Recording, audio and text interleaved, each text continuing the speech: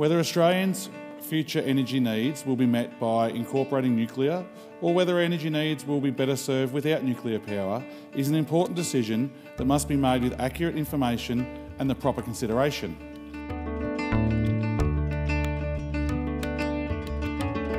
The most honourable member for Hunter.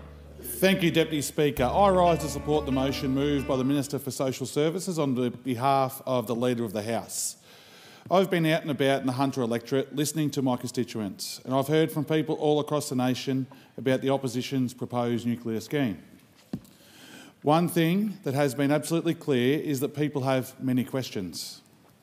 Whether they support or oppose the scheme, the questions raised by the Australians show that they want to have more details. Right now, the information Australians need to fully understand the proposal is simply not there. We believe that for a policy of this magnitude, which could have significant impact on the future of our energy production and the direction of our country as a whole, it is critical that the details are provided to answer the questions many Australians have. Whether Australians' future energy needs will be met by incorporating nuclear or whether energy needs will be better served without nuclear power is an important decision that must be made with accurate information and the proper consideration. In the interests of providing clarity about the true potential for nuclear energy to play a role in our future energy mix, I support the establishment of this House Select Committee. This committee will allow the experts to be consulted and heard.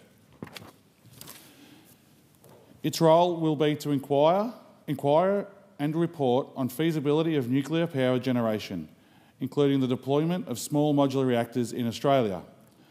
The focus of this committee, as outlined by the Minister, will include the deployment timeframes, fuel supply and transport logistics, uranium enrichment capacity, waste management, transportation and storage, water usage and impacts on other water-dependent sectors, our existing energy infrastructure capability, including brownfield sites and transmission networks, what are the federal, state, territory and local government legal and policy frameworks, risk management concerning natural disasters or other safety concerns, the potential contribution to the overall energy mix, the necessary land acquisitions, and the costs associated with deploying, operating and maintaining nuclear power stations.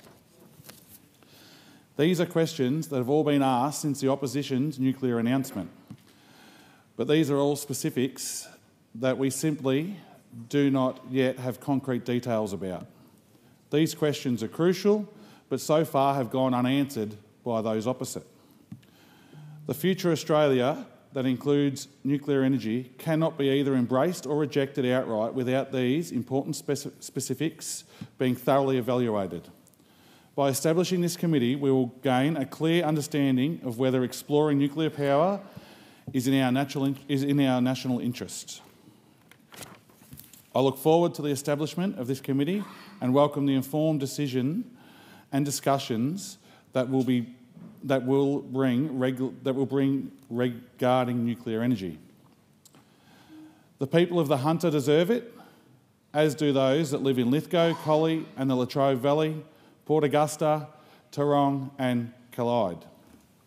I also look forward to contributing information to the committee on behalf of my community in the Hunter. I would also like to just address a couple of things that the Shadow Minister for Climate Change and Energy had to say as well.